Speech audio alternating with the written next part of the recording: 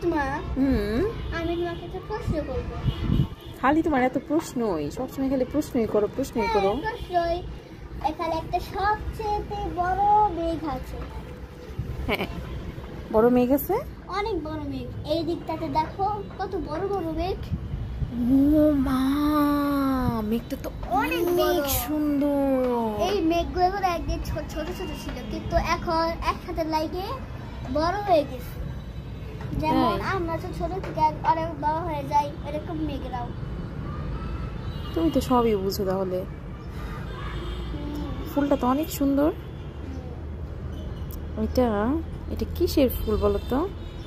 এটা জবা ফুলের না? না আম্মু, এটা তো ফুলটা জানি কিসের, আমারও মনে পড়তেছে না। জানো মাত্র কি হইলো, একটা পোকা খালি আবার এই হাতে খালি ঘুরতেছিল, পরে এখানে ফালাই দিচ্ছে। এগুলোর মধ্যে পোকাও থাকে।